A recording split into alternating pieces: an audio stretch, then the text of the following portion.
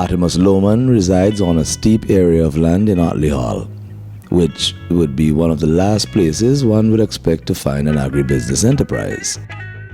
Some would venture to label it as a backyard farm, but this would not do justice to the scale of production Mr. Lowman has achieved in a challenging domestic space.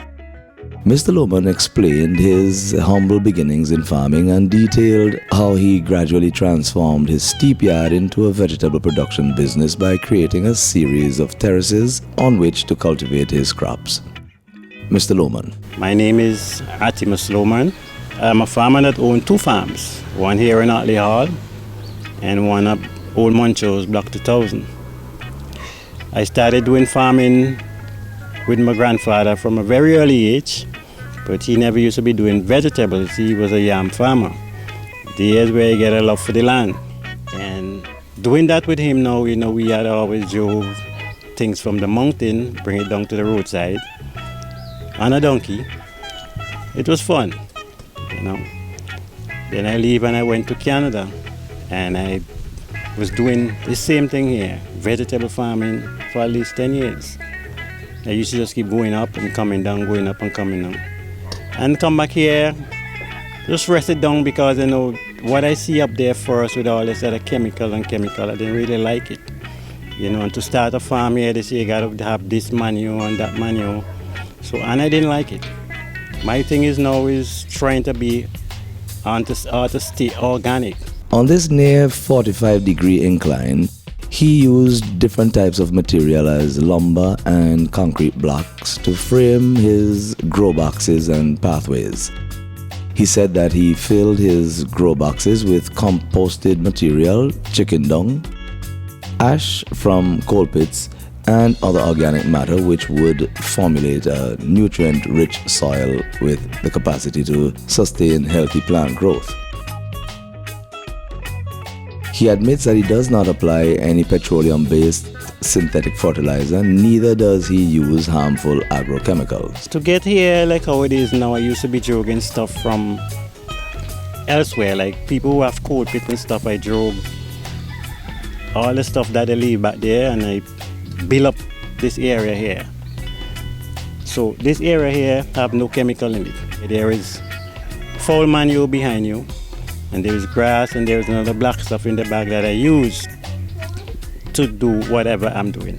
For weed control, he practices extensive mulching, and for pest and disease management, he has actually concocted a homemade mixture with ingredients from around the home. He even innovates his own garden tools, which he said are for his convenience as he ages. I don't really have no problem with pests because, like I say, I always have my little bottle. I mix my own pesticide and fungicide, and I keep it in this, keep it in 2 spray bottle. I will mix a little dish soap, I will mix a little vegetable oil, and I will get some baking soda, another ingredient, and I mix it, keep it in that bottle right here. So I fold this in morning times when I'm going in the field. I have one here and one over the other farm. And sometimes I see something you don't like, you just make a little spray. Any pests, any white fly or anything, you just spray, keep them away. He spoke about the materials he used to assemble his nurseries and potting sheds, and he expressed how simple it could be when you love what you do. These nettings that you're seeing, these bags I just go around buy to make shades. The curve thing that you're seeing down there is just some simple conjects. Just trying to be creative, arch them, put them up, so it come like a shade for the lettuce them. Because some lettuce can't take or handle the hot sun. So what I do now is just do what I'm doing here. So everything you see I do in here, it's just like no chemical is in the ground. It's just strictly organic stuff. Trying to stay that way, because an organic product, I believe, have a longer life than a product that use manure. He revealed his marketing strategy and his clientele. The market that I have is like, I do stuff on order. I got a lot of clients that when they need this stuff, they got my contact, they call me. I have a couple of restaurants that I supply. Up to this morning I had to take out stuff and then come back over here knowing that y'all was coming. While Ottley Hall is Mr. Lowman's place of residence, He operates yet another farm at Montrose on which he has an irrigation system. He was grateful to be fortunate to have a river near to his farm. He encouraged retirees, the youth, and farmers in general to play active roles in food production. For the younger folks who really want to go into farming, it's a good thing.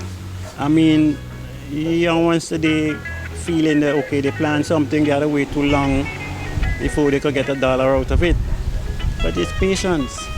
If you don't love doing it, don't go into it. You're not gonna see a benefit. You plant a flat of lettuce now and want to reap it and sell it tomorrow. If you want to do that, you gotta go in them big places with a spray, and you get everything in like a month. But down here now, you gotta wait, and most young people don't like waiting. They feel that whatever they do, they must get something from it immediately. But you gotta wait. Farming is a thing with patience. You go in the land, talk to the plants. Say, look sharp, come up, I need a little change out of you. I'm working hard. It kicks off with you and your plants them. That's what I do. I sit underneath the mango tree and I look at them and I feel proud. And when you see things coming green and nice, the rain coming and whatever, well, over the other farm now I got irrigation over there. So when it's dry weather, they might say I'm being blessed to have a farm next to a river. So I have a pump there that just irrigate the whole farm.